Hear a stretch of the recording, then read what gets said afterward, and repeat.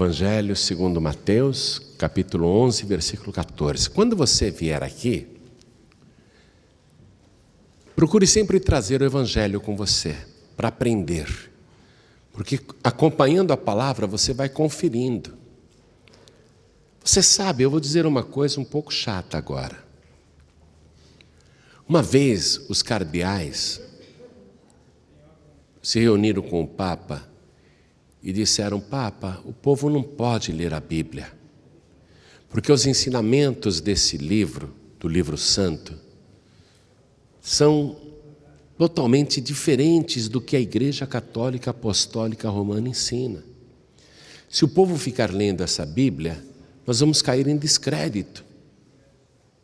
Aí eles fizeram aquela reunião e decidiram que nas igrejas católicas eles iriam colocar folhetinhos com passagens bíblicas selecionadas, e disseram ao Papa: vamos selecionar apenas alguns trechos e dar para o povo ler, não toda a Bíblia.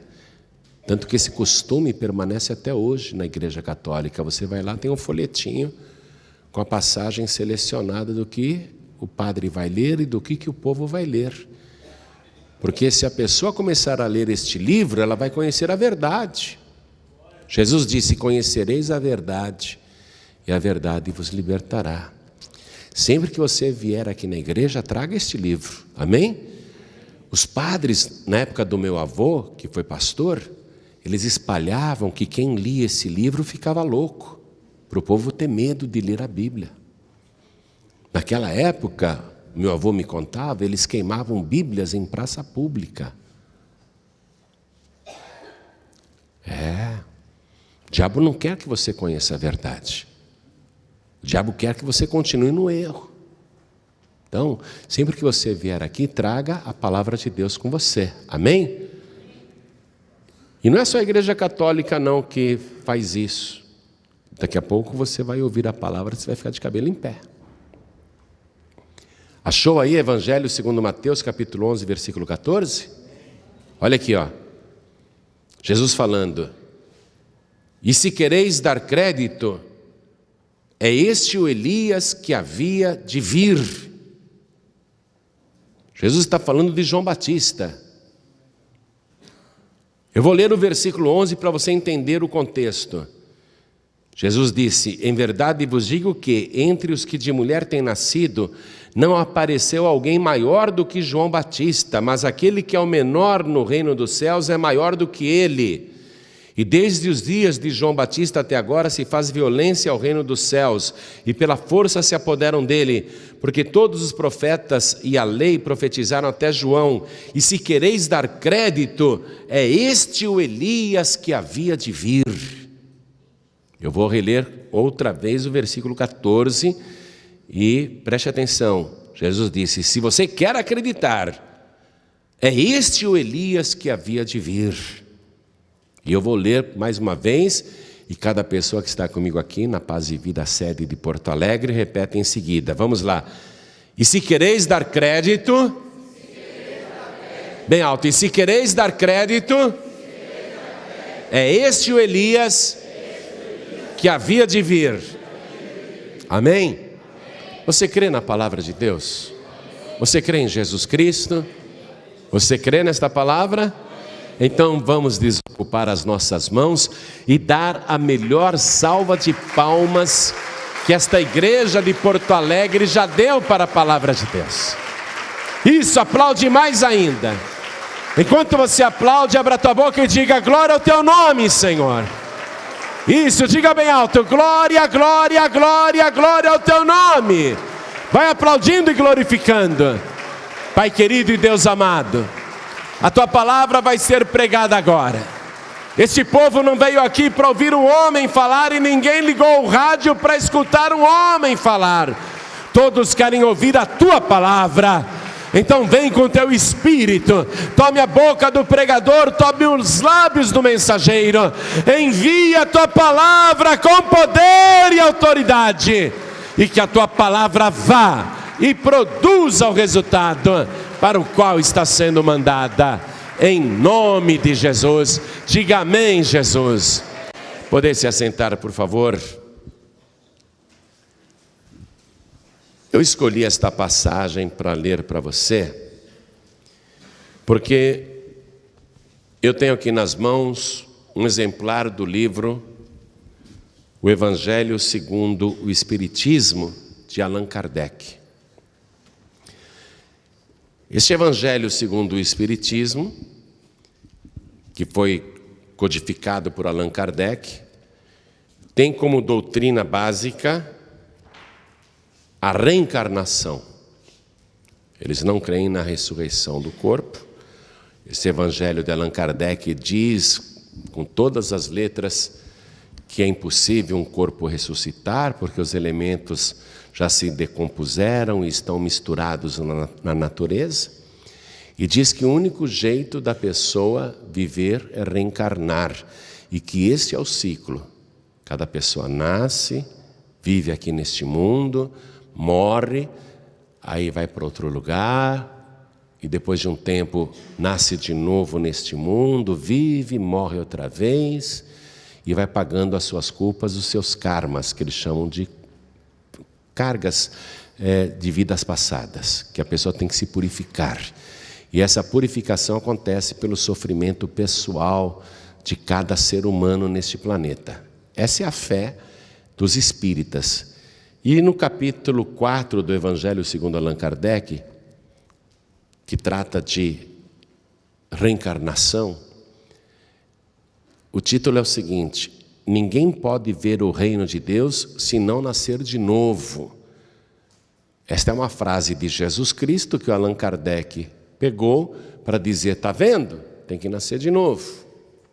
Então ele selecionou alguns trechos dos evangelhos para comprovar a sua teoria de reencarnação. E com relação a João Batista,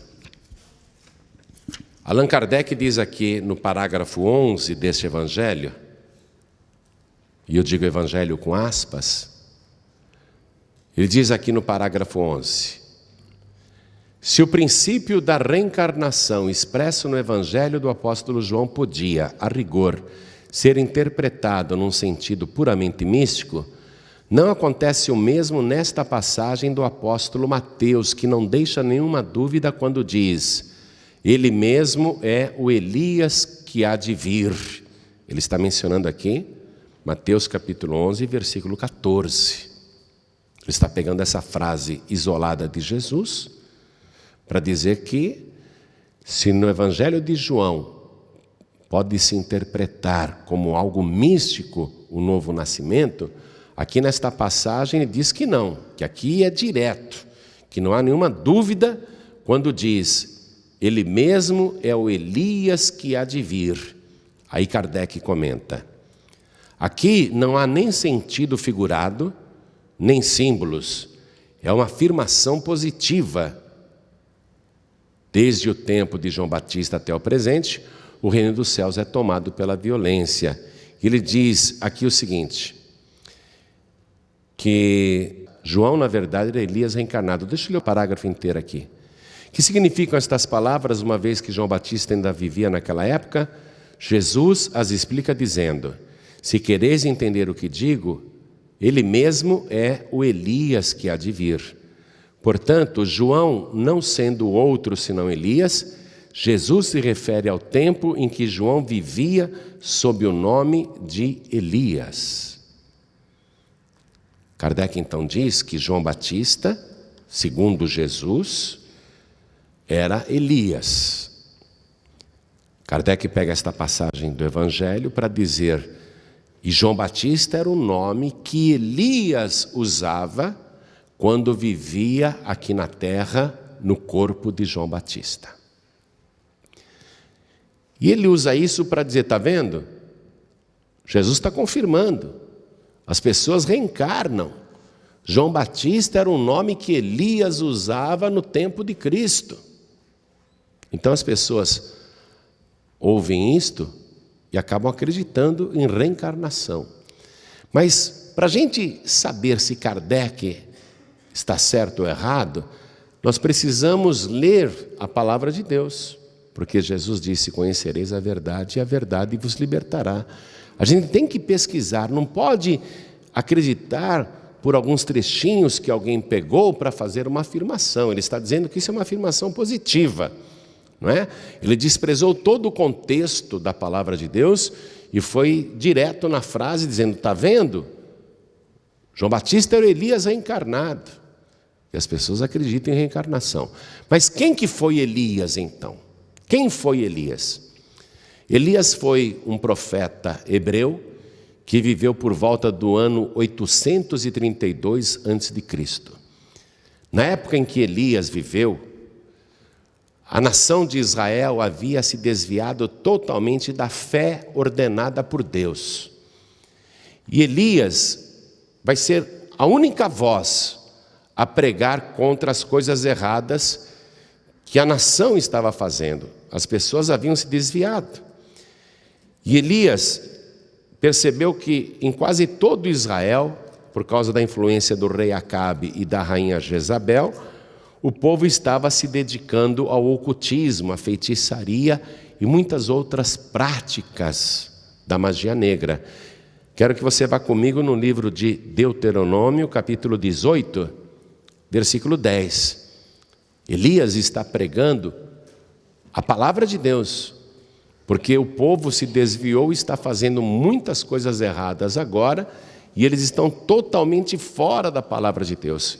Olha o que eles estavam fazendo naquela época. Acompanhe comigo, por favor. Deuteronômio, capítulo 18, versículo 10.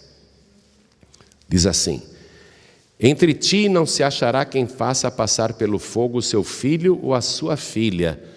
Na época de Elias, tinha sacrifícios humanos. Crianças eram queimadas a deuses estranhos. Entre ti não se achará nem adivinhador, nem prognosticador, nem agoureiro, nem feiticeiro, nem encantador de encantamentos, nem quem consulte um espírito adivinhante, nem mágico, nem quem consulte os mortos, pois todo aquele que faz tal coisa é abominação ao Senhor, e por estas abominações o Senhor teu Deus as lança fora de diante de ti. Perfeito serás como o Senhor teu Deus, porque estas nações que hás de possuir ouvem os prognosticadores e os adivinhadores, porém a ti o Senhor teu Deus não permitiu tal coisa.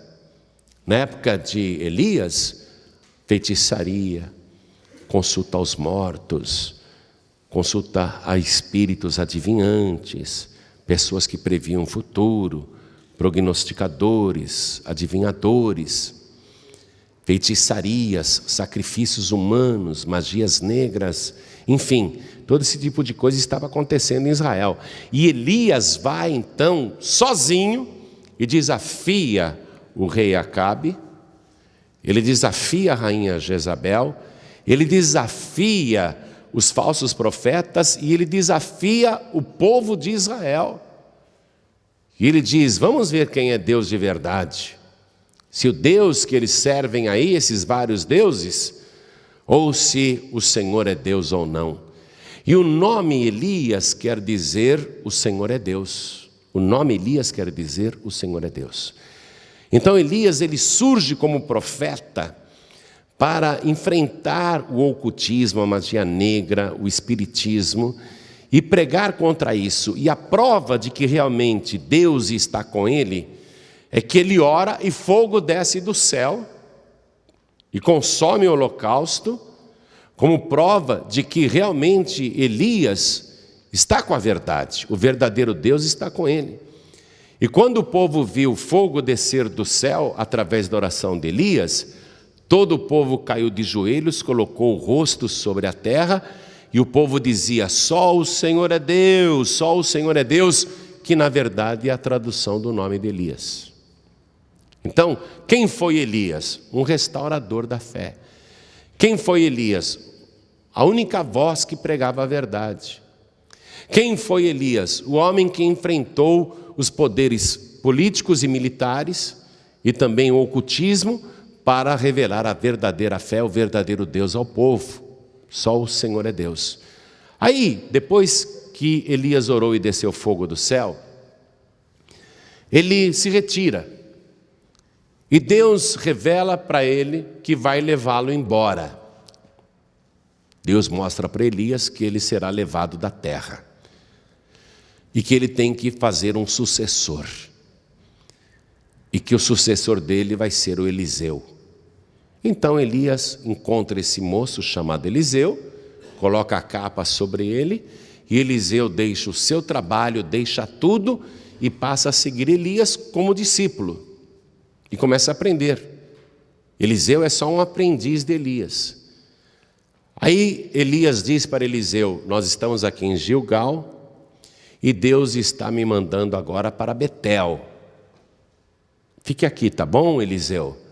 E Eliseu disse: de jeito nenhum, para onde tu fores eu também irei. Vive o Senhor e vive a tua alma, que eu não te deixarei. Então vamos. Então Elias vai e o Eliseu vai junto. Quando eles chegam lá em Betel, há profetas em Betel, filhos dos profetas, aprendizes de profetas, que também receberam revelação de que Elias seria arrebatado da terra. Então eles chegam para Eliseu e diz: você está sabendo que o teu senhor Elias vai ser tomado de ti por cima da tua cabeça? Vai ser elevado aos céus? O Eliseu fala: eu também sou profeta, eu também sei disso. Calai-vos. Porque eles achavam que estavam contando uma novidade para Eliseu, mas Eliseu já sabia do plano de Deus. Aí o profeta Elias diz para Eliseu: Eliseu, Deus está me mandando agora para Jericó. Fique aqui em Betel, tá bom? Que eu estou indo para Jericó. Aí o Eliseu diz: de jeito nenhum, para onde quer que tu fores eu também irei. Vive o Senhor e vive a tua alma, que eu não te deixarei. Tá bom, Eliseu, então vem comigo. E Elias vai para Jericó. Quando chega em Jericó, há profetas em Jericó, que também receberam a revelação de que Elias seria arrebatado da terra. Então, aqueles profetas em Jericó igualmente chegam para Eliseu e dizem: você sabia que o teu Senhor hoje vai ser tomado por cima da tua cabeça, vai ser tirado de ti? E eles pensavam que estavam dizendo alguma novidade. Por isso que Eliseu responde: eu também sei, calai-vos. Porque Eliseu tinha se apegado tanto com Elias, que ele não queria falar sobre esse assunto, que Elias seria levado da terra. Então Eliseu, ele corta a conversa: não me fale disso não, calai-vos. Eu estou sabendo.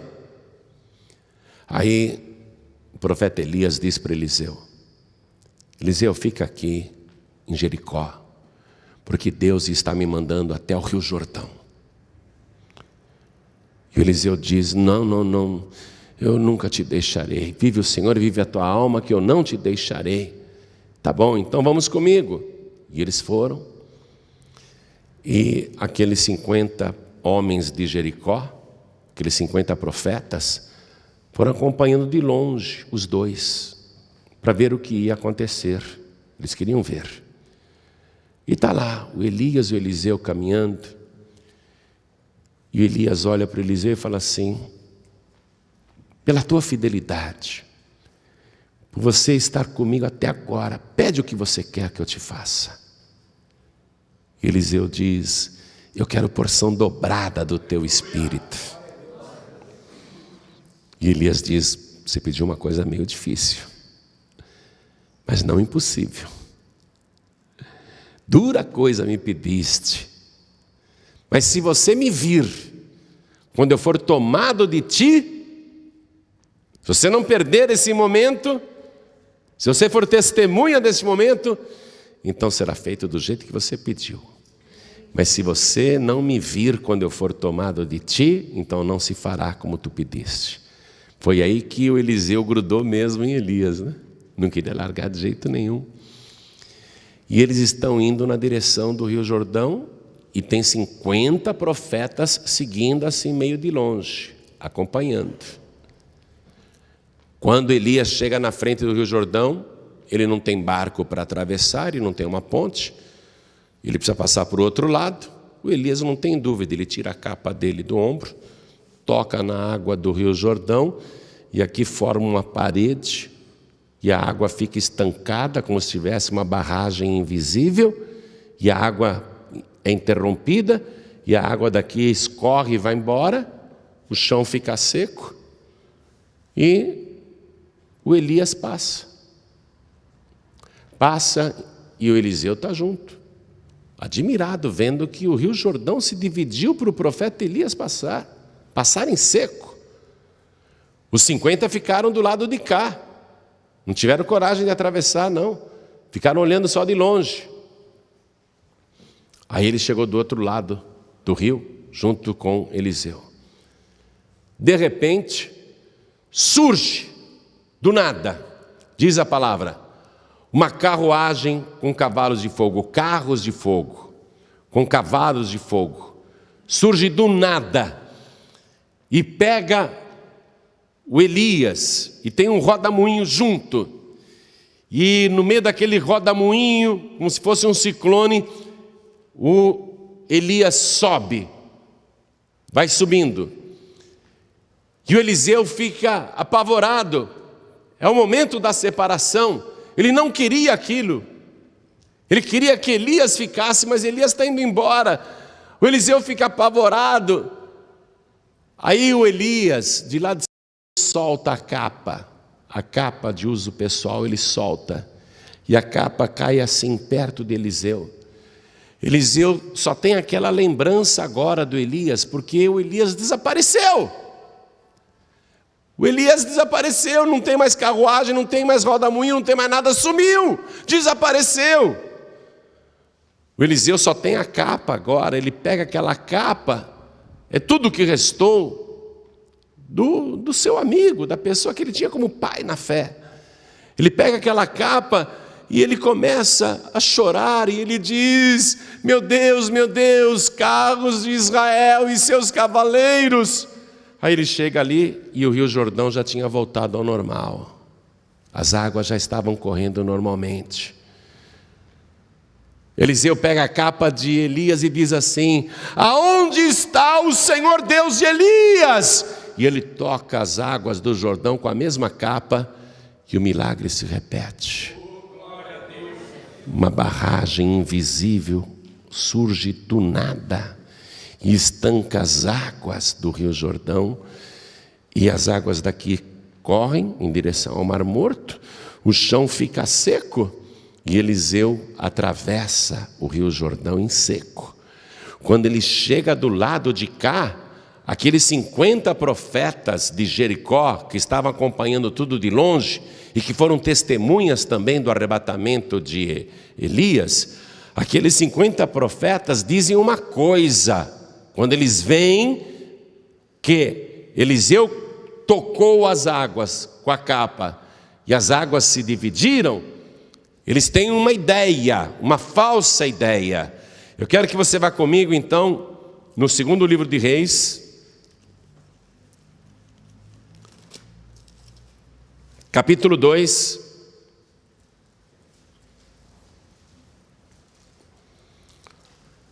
Segundo livro de Reis, capítulo 2, versículo 15.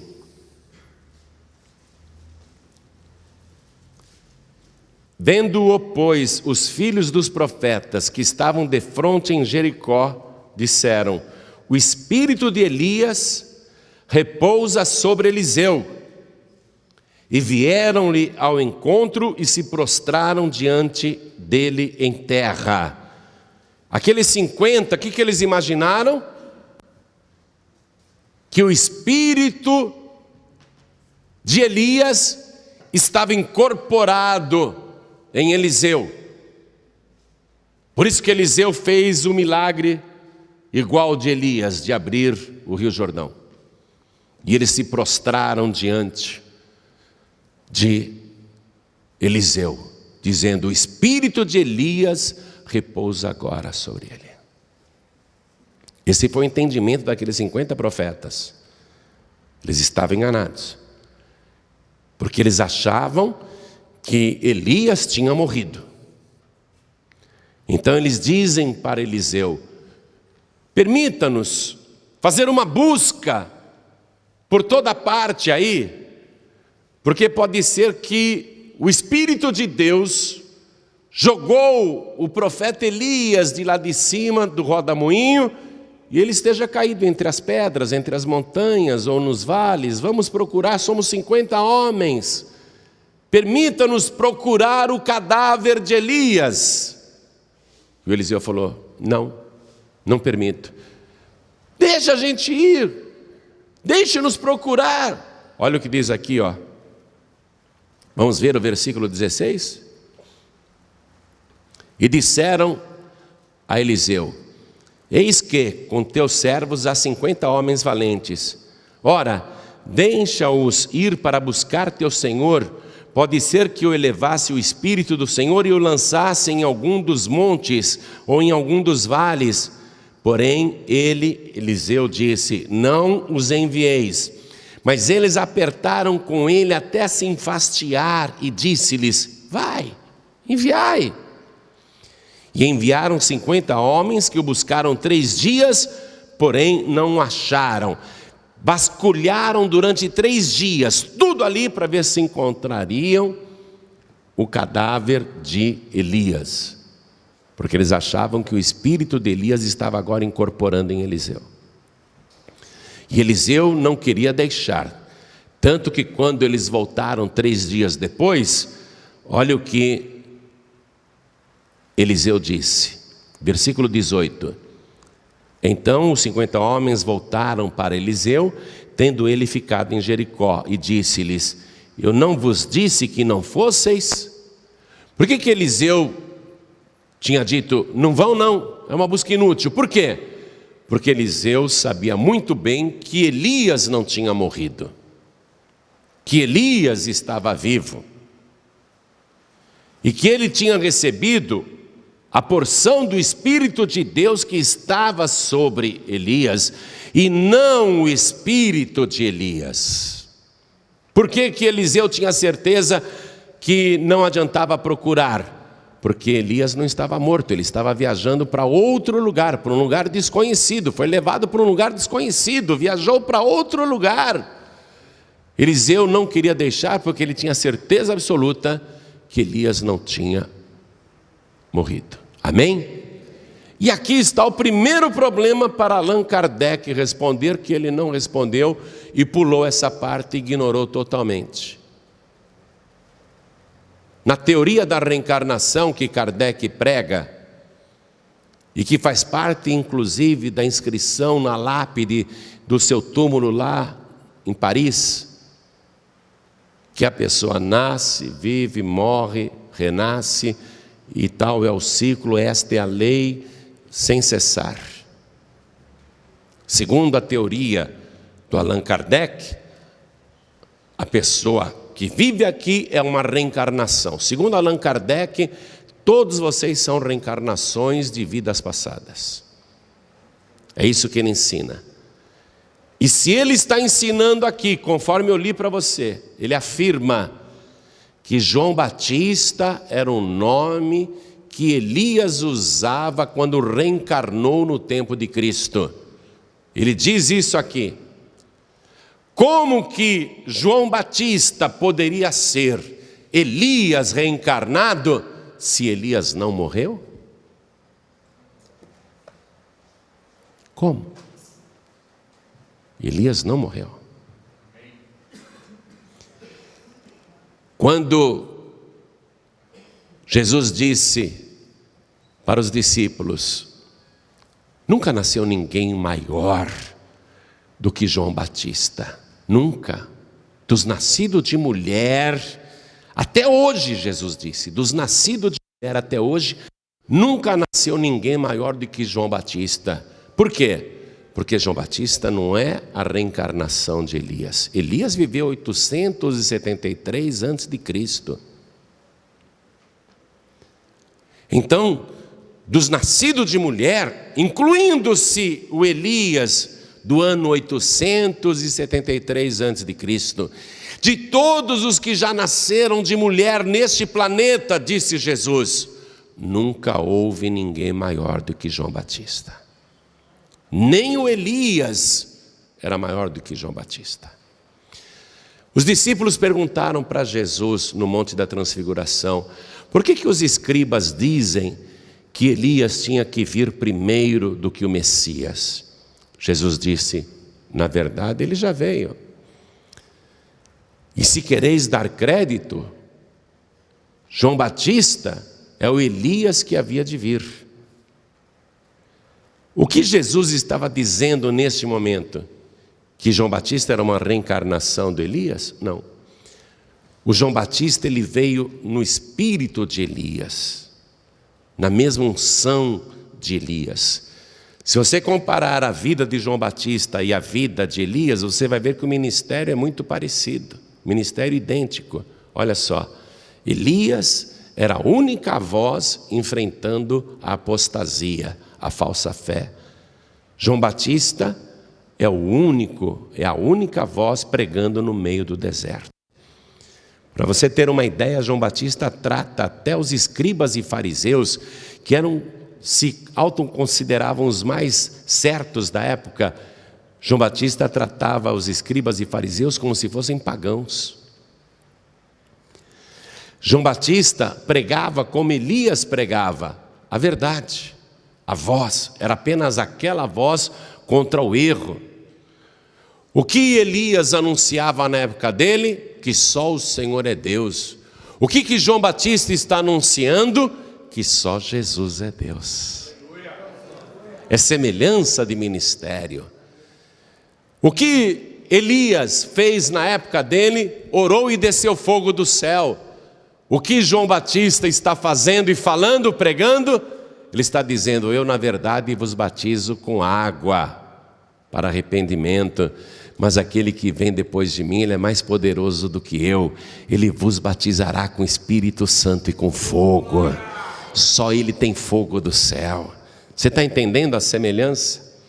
Na verdade, João Batista, ele tem o ministério de Elias. E João Batista não é uma reencarnação do Elias. A segunda parte desta mensagem eu vou pregar hoje à noite, tá? A segunda parte, porque eu vou falar sobre João Batista. Quero que você volte para pegar o restante da mensagem. Quero que você aprenda agora o restante, a conclusão disso tudo. Você não pode perder esta mensagem que será feita à noite, logo mais aqui mesmo em Porto Alegre. Mas eu quero, antes de finalizar esta mensagem, eu quero o testemunho do próprio João Batista. Quero o testemunho de João Batista agora. Porque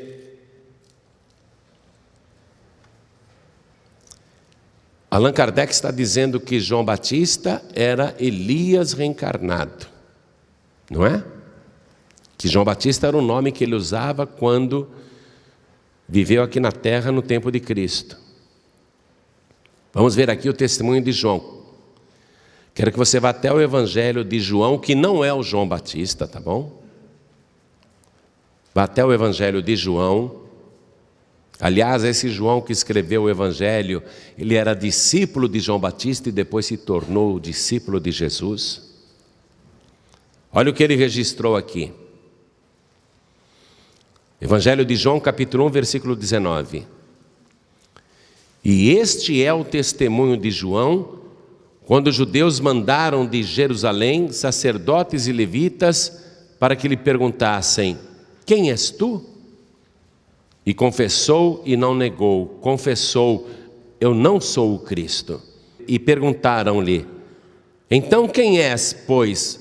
És tu Elias? Olha o que estão perguntando para João Batista. És tu Elias?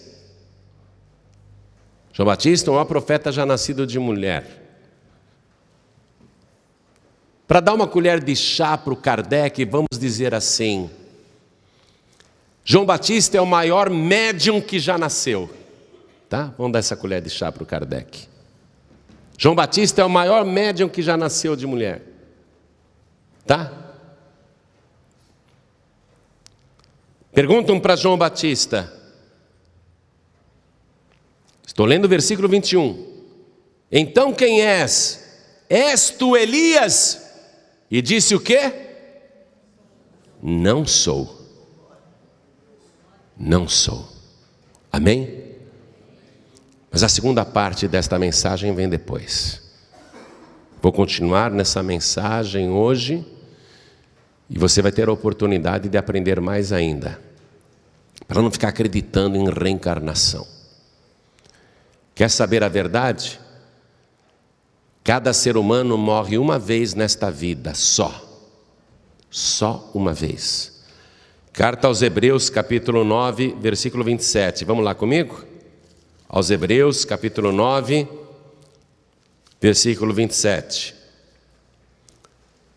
E como aos homens está ordenado morrerem uma vez, vindo depois disso o juízo.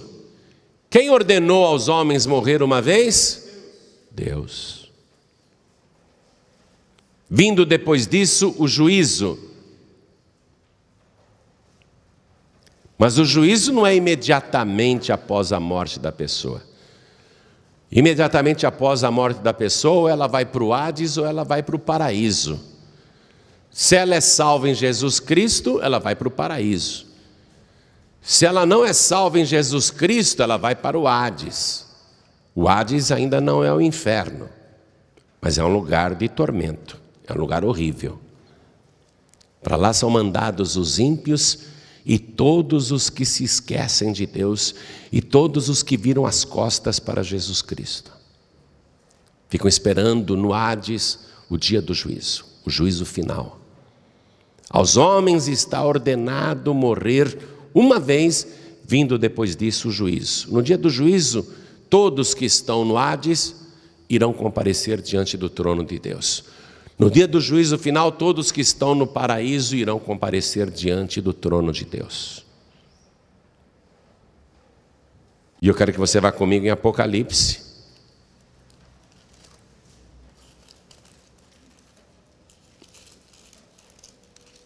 Capítulo 20.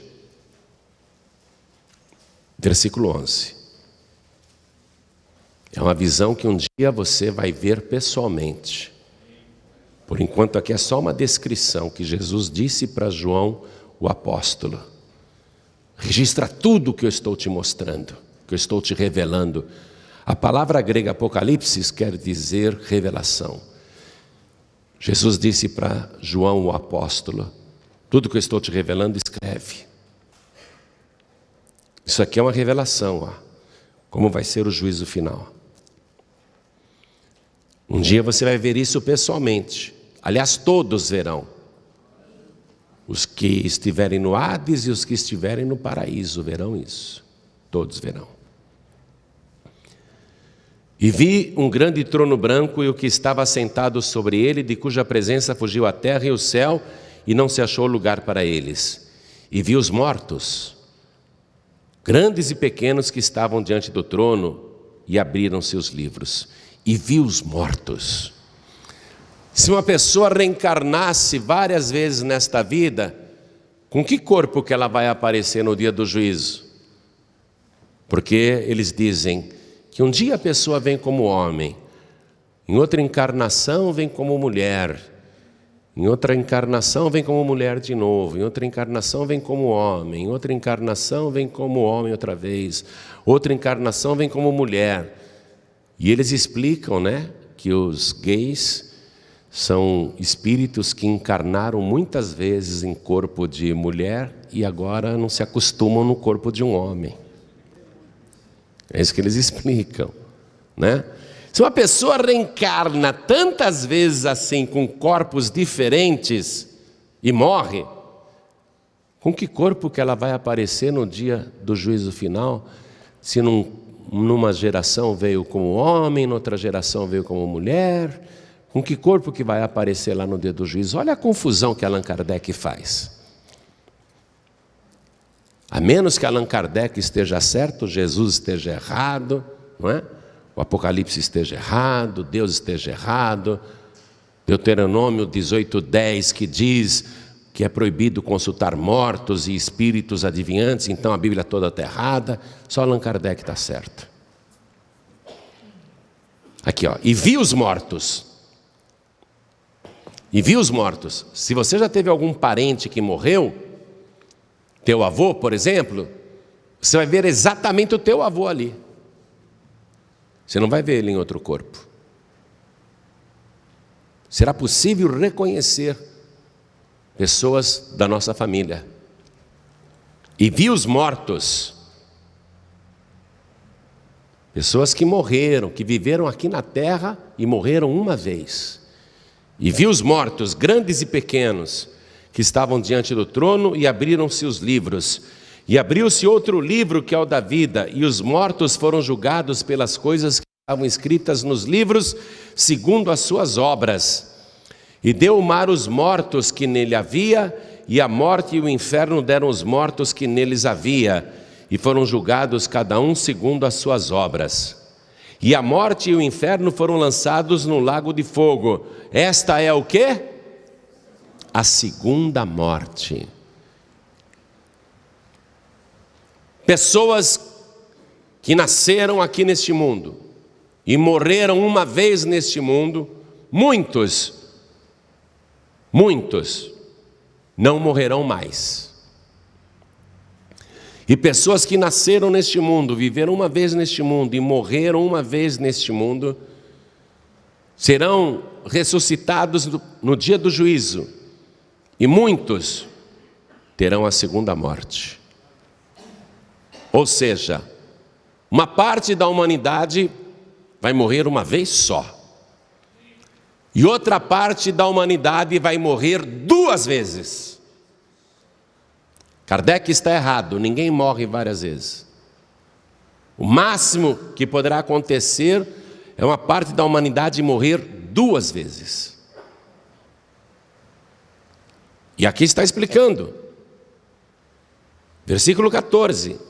E a morte e o inferno foram lançados no lago de fogo. Esta é a segunda morte.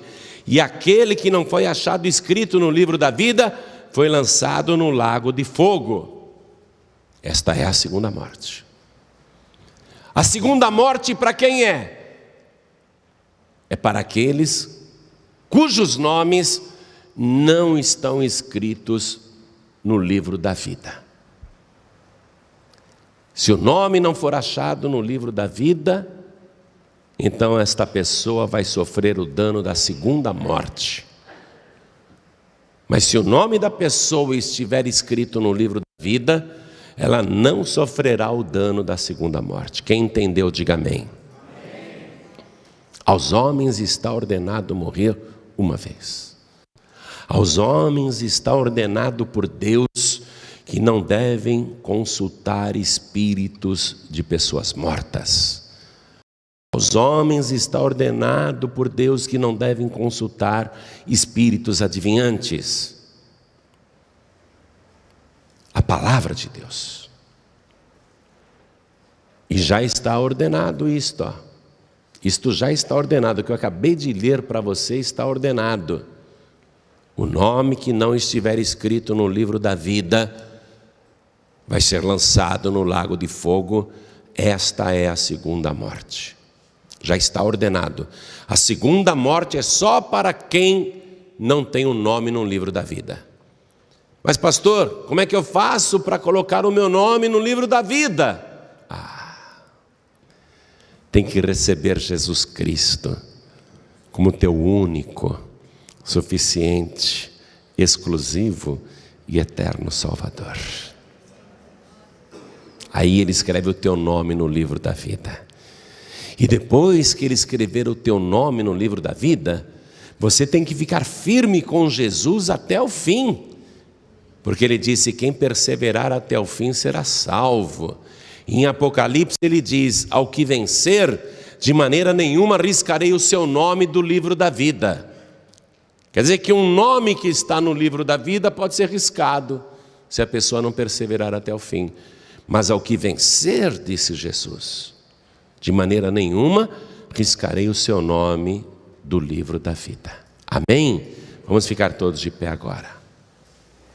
São duas coisas, amados. Duas coisas importantes a se fazer agora. Primeira, ter o seu nome no livro da vida. Teu nome tem que estar lá. Segunda coisa, se o nome foi riscado, você precisa pedir para Deus reescrever o teu nome no livro da vida. O nome de uma pessoa é riscado em qual situação? Se ela se desvia, se ela se afasta, se ela abandona o caminho. Às vezes a pessoa até está na igreja, mas ela não está vivendo uma vida cristã verdadeira. Ela está na igreja, é uma pessoa religiosa, mas ela já está afastada, ela já está desviada. Está dentro da igreja, mas está igualmente afastada. Na parábola do filho pródigo, um saiu de casa, o outro ficou. Eram 2 filhos. Mas o que ficou na casa também estava desviado.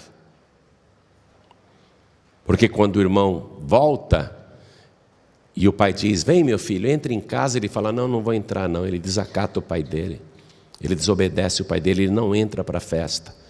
Ele estava desviado também. Sem ter saído da casa do pai, ele estava desviado também. O mais velho estava desviado.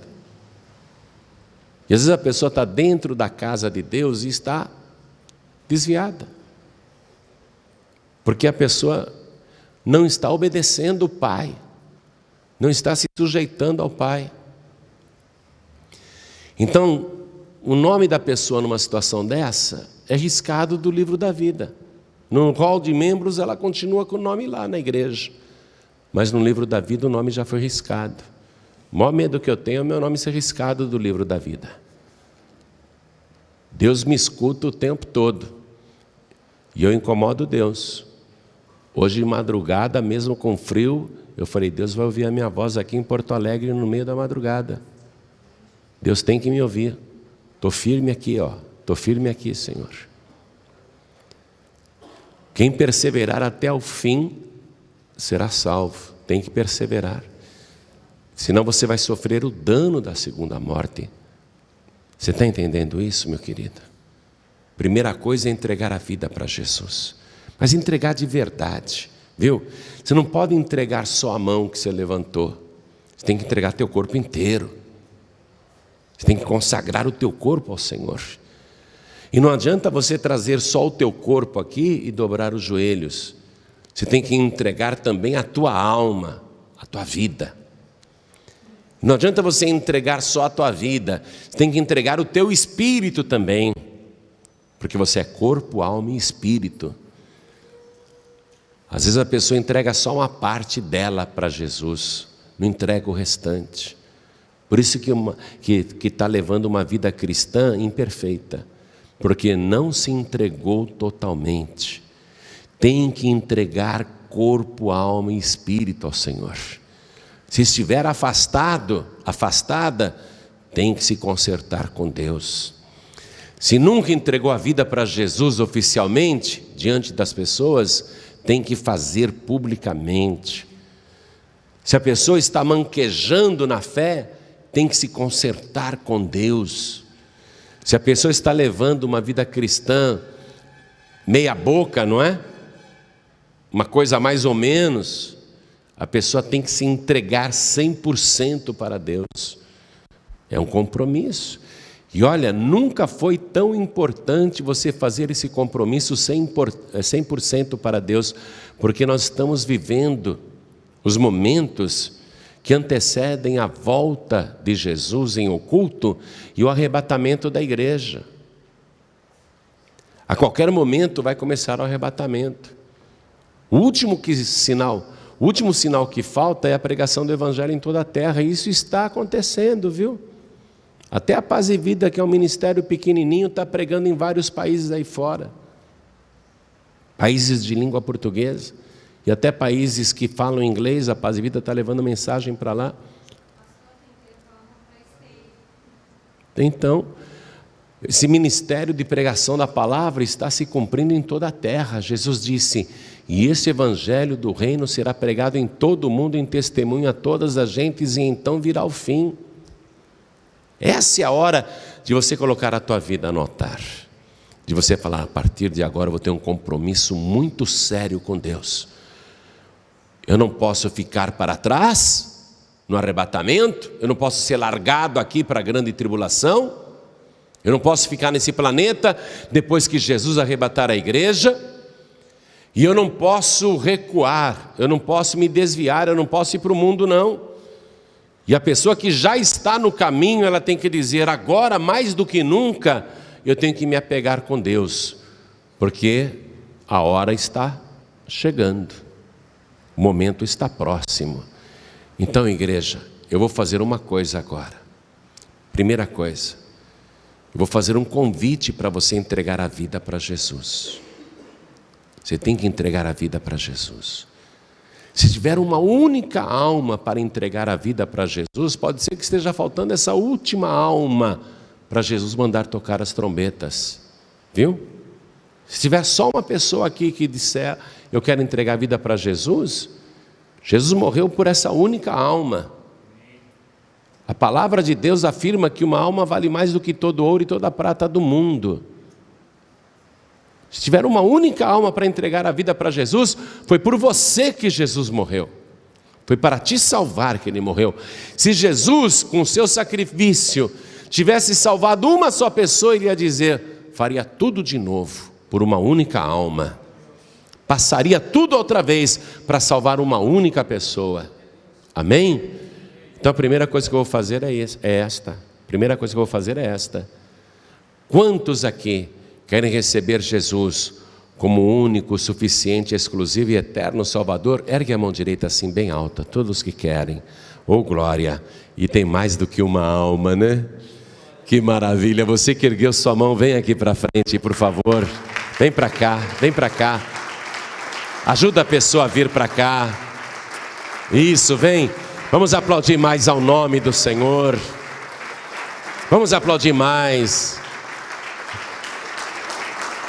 Glória a Deus, parabéns. Olha, Jesus morreu por você.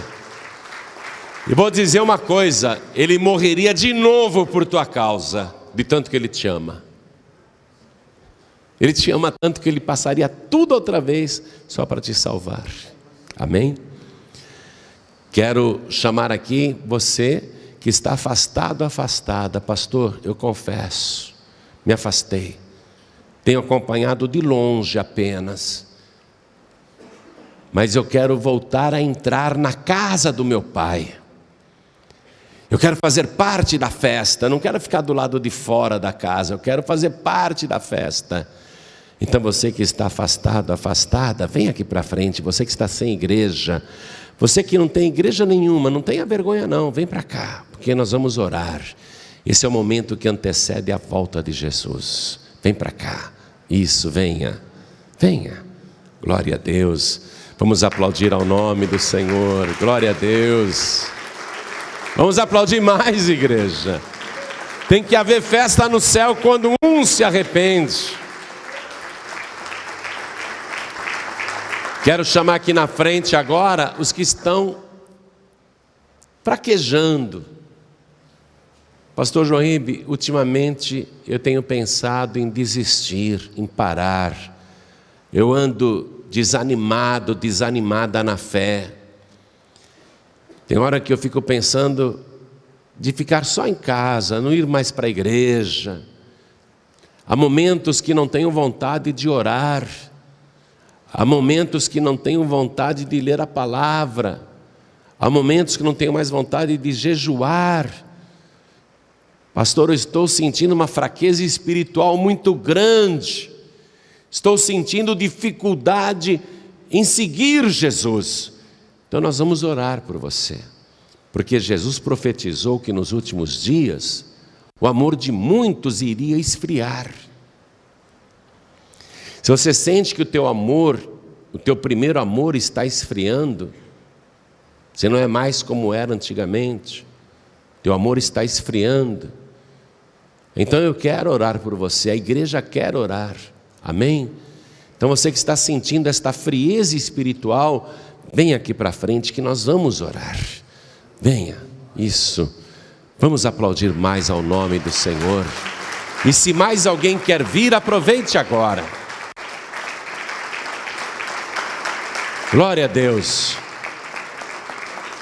Você que está nos ouvindo pela rádio, ou alguém te deu esse DVD e disse assista isso e você assistiu, Quer entregar a vida para Jesus? Se ajoelhe ao lado do teu televisor ou se ajoelhe ao lado do teu rádio.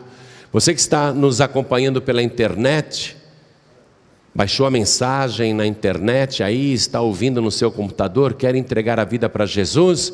Se ajoelhe ao lado. Brasileiros que estão acompanhando pela internet esta mensagem, espalhados em todo o mundo, quer entregar a vida para Jesus? Se ajoelhe ao lado aí do teu computador.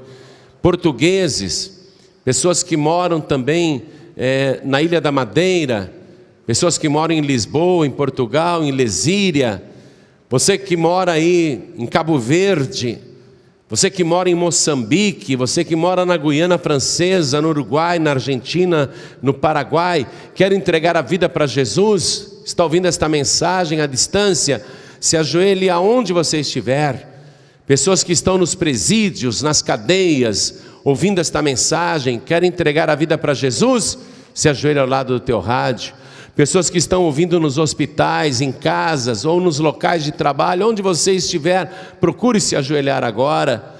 Você que está dirigindo, quer entregar a vida para Jesus, não precisa parar o veículo, diminua a velocidade, coloque a mão direita sobre o teu coração, porque nós vamos orar e vou convidar cada pessoa que está comigo aqui na sede da Paz e Vida de Porto Alegre para dobrar os joelhos comigo. Dobre os joelhos. Ore assim comigo, coloque a mão direita sobre o teu coração. Pastor Jean Vilela, vem aqui do meu lado, minha filha.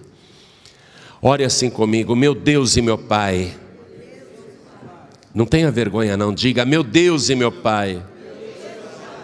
Eu sei que o Senhor ordenou para que cada ser humano morresse uma vez só, seguindo depois disso o juízo.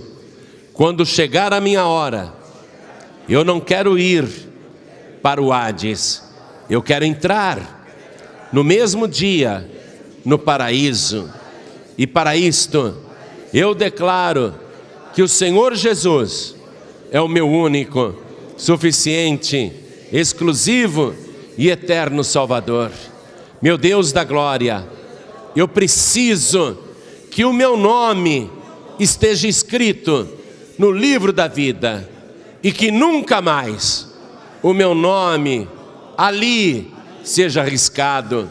Me ajude, meu Deus, a perseverar até o fim e a vencer, porque eu sei que desta maneira eu serei salvo. Meu Deus querido, meu Pai amado, eu declaro para o céu escutar, para a terra escutar, para a igreja ouvir, para o inferno escutar, que só Jesus é o meu Salvador e que Ele levou os meus pecados e as minhas iniquidades na cruz do Calvário.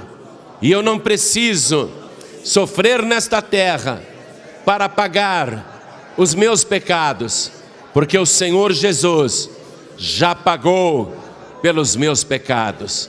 Meu Deus querido, confirma agora no meu coração a alegria da minha salvação por Jesus Cristo, o meu único, suficiente, exclusivo e eterno Salvador, para todos sempre. Amém.